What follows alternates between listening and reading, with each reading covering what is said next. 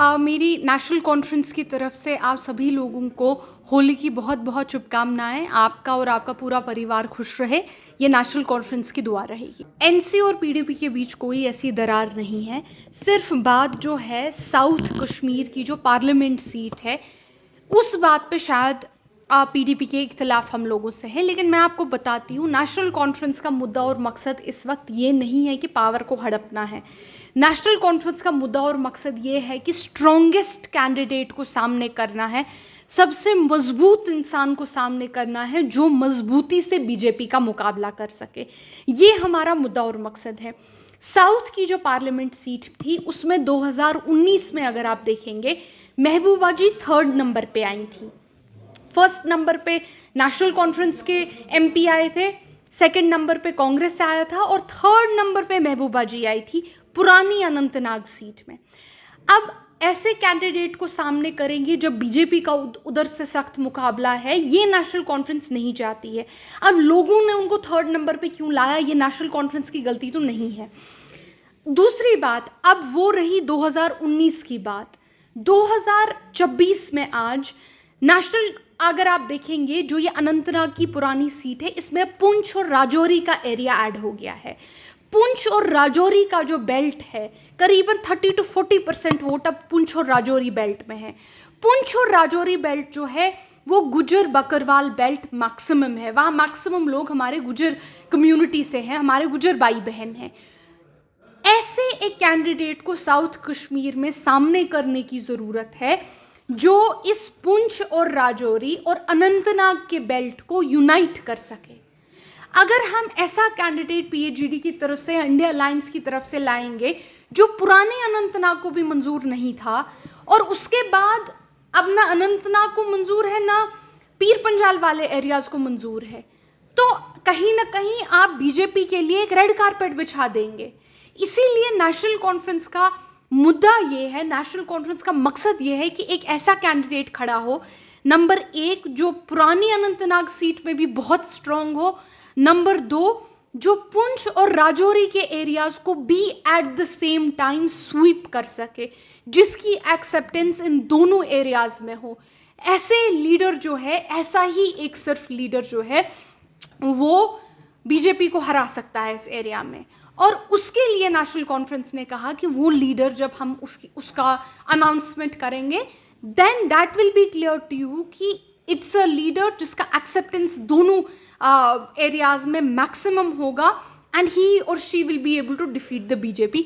यही बस national conference का मकसद है।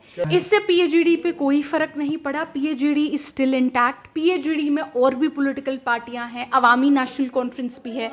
अवामी नेशनल कॉन्फ्रेंस किसी सीट पे नहीं लड़ रही है, इसमें सीपीआई भी है। सीपीआई भी किसी लोकसभा की सीट पे नहीं लड़ रही है, क्योंकि इस जो पीएचडी है इसमें और भी बहुत सारी पॉलिटिकल पार्टियां, नेशनल कॉन्फ्रेंस है, सीपीआई है, अवामी नेशनल कॉन्फ्रेंस है, पीडीपी है। सीट्स जब डिस्ट्रीब्यूट होंगी इसी बात पे डिस्ट्रीब्यूट होंगी कि कैंडिडेट कितना स्ट्रांग है जो बीजेपी को डिफीट कर सकता है। और मोस्ट इम्पॉर्टेंटली वो डिसाइड होगा पुराने वोट शेयर पे, पिछले वोट शेयर्स पे, और मोस्ट इम्पॉर्टेंटली वो डिसाइड होगा नए डिलिमिटेशन पे, दोनों को मिला के। और ये इलेक्शंस जो हैं ये हम पीएचडी के तहत नहीं, इंडिया अलायंस के तहत लड़ रहे हैं। ये डिस्कशंस बार बार हमारे इंडिया अलायंस के साथ हुए हैं, एक बार नहीं, बार बार इंडिया अलायंस के साथ हुए हैं। और इंडिया अलायंस में तो महबूबा जी भी पार्ट हैं उस अलायंस का, तो बिल्कुल उन्हें पता है। गुलाम नबी आज़ाद साहब जो आज सरकारी बंगलों में रह रहे हैं दिल्ली में, जहां सिर्फ 2 ही लोग और सरकारी बंगलों में रहते हैं, एक तो मुरली मनोहर जोशी रहते हैं और एलके अडवाणी रहते हैं। तो जो गुलाम नबी आज़ाद साहब जिन्होंने कांग्रेस को तोड़ने की कोशिश की बीजेपी को सपोर्ट करने के लिए, जिनको सरकारी बंगला अलॉटेड है दिल्ली में, एलके अडवाणी साहब को भी है, इनको भी है, जिनके लिए हमारे देश के प्राइम मिनिस्टर रोते हैं जब ये रिटायर होते हैं राज्यसभा से। आपने कभी उनको पार्लियामेंट में रोते हुए देखा है प्राइम मिनिस्टर को? वो सिर्फ अपनी माँ के लिए रोते हैं और गुलाम नबी आज़ाद साहब के लिए रोते हैं।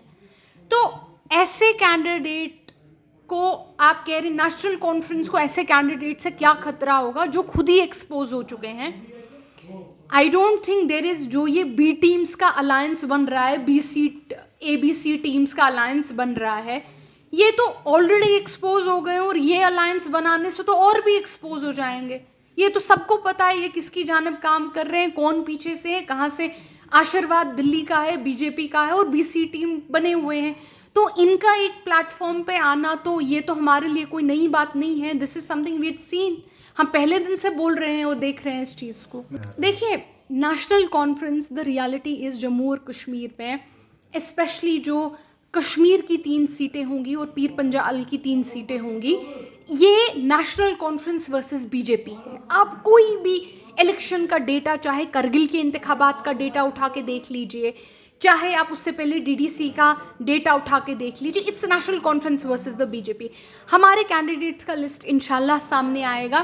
क्या उमर अब्दुल्ला साहब हमारे कैंडिडेट होंगे, मुझे नहीं पता। ये जो ही पार्टी ऑफिशियली डिक्लेयर करेगी उस दिन हमें पता चलेगा। लेकिन हाँ, बहसियती एक पार्टी वर्कर, बहसियती एक इंसान, एक पार्टी सिंपथाइज़र, ये मेरा पर्सनल ओपिनियन है कि मुझे नहीं लगता कि उमर अब्दुल्ला साहब से बेहतर तर्जुमानी, जिस बेबाकी से वो बोलते हैं, जिस बेबाकी से वो अपनी बात रखते हैं, मैं नहीं मानती कि उमर अब्दुल्ला साहब से बेहतर तर्जुमानी जम्मू और कश्मीर के हकूक़ की पार्लियामेंट में कोई कर पाएगा। इंशाल्लाह ज़रूर लिस्ट हमारी ईद के बाद सामने आएगी।